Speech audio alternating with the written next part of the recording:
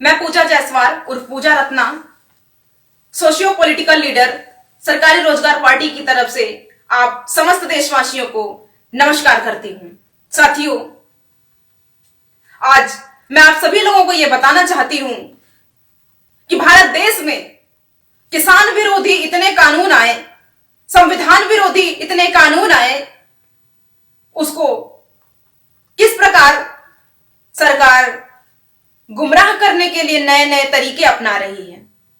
जिस प्रकार हमारे भारत देश का किसान के नाम पे सभी जाति, सभी धर्म के लोग इकट्ठा हुए, सभी लोग किसान विरोधी कानून के लिए इकट्ठा होकर के जो सरकार का विरोध प्रदर्शन कर रहे हैं, उसमें सभी धर्मों के लोग, सभी जाति के लोग हैं। इसलिए सरकार को ये लगने लगा, कहीं ना कहीं वो डर सी गई है कि आने वाले समय में पता नहीं मेरी सरकार कैसी बने।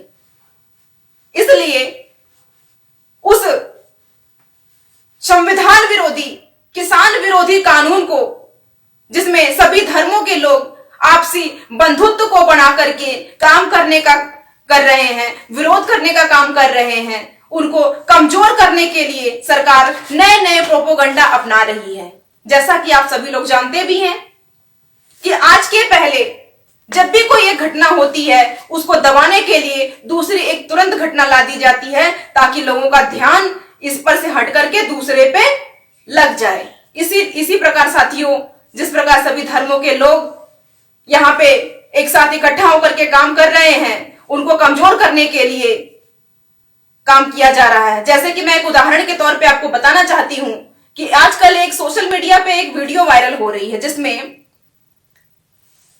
सुरेश मोरवा नाम के एक व्यक्ति हैं जो लव जिहाद के नाम पर हमारे हिंदू के नाम पे हमारे SC ST OBC भाइयों को भड़काने का काम कर रहे हैं, उन्हें प्रमोट कर रहे हैं कि वो मुस्लिमों से लड़ाई करें। उनकी भाषा शैली को देख करके ऐसा लगता है कि वो सबको उग्र कर रहे हैं कि हिंदू मुस्लिम की लड़ाई शुरुआत हो। साथियों, अगर कोई व्यक्ति, एक गरीब खानदान का व्यक्ति या फिर नीचे स्तर का व्यक्ति किसी मुस्लिम से शादी कर लेता है, तो लव जिहाद की आप बात करते हैं। आप उन दिग्गज हिंदू नेताओं की बात तो देखिए, उनके जितने भी बड़े बड़े हिंदू अपने आप को कहने वाले नेता हैं, उनकी सबकी बहन, बेटियां, भतीजियां सब तो मुस्लिमों के यहां ही पड़ी हुई हैं। तब लव जिहाद नहीं है। साथियों, इस पे गौर करने की जरूरत है कि हमारे उस सभी धर्मों के लोग जो इकट्ठा होकर के संविधान विरोधी कानून को विरोध करने का काम कर रहे हैं, उसको कमजोर करने के लिए ये हिंदू मुस्लिम का नौटंकी की जा रही है, प्रोपोगंडा लाया जा रहा है, ताकि वहां पर धरना प्रदर्शन में बैठे हमारे हिंदू भाई भी हैं, मुस्लिम भाई भी हैं, सिख भाई भी हैं, सभी लोगों का आपसी लड़ाव कैसे हुआ, उनको लड़ाया कैसे जाए, उसके लिए सरकार ने इस तरह का जो काम किया है, सरकार में बैठे लोगों ने इस तरह का काम किया है। दूसरी बात, एक वेब सीरीज आई है जिसको तांडव के नाम से जाना जा रहा है। जो तांडव नाम की वेब सीरीज आई है, उसमें हिंदू देवी देवताओं का अपमान किया गया है, विरोध किया गया है उसमें। तो साथियों, मैं आप सभी लोगों को यह बताना चाहती हूं कि आखिर ये वेब सीरीज अभी क्यों आई। उसमें बैठे जो फिल्म मेकर हैं, प्रोड्यूसर हैं, डायरेक्टर हैं, एक्टर हैं, जो भी हैं, क्या उसमें हिंदू नहीं है? यदि उसमें हिंदू है तो वो क्यों हिंदू के देवी देवताओं की बुराई करने वाली बात को ही रखें?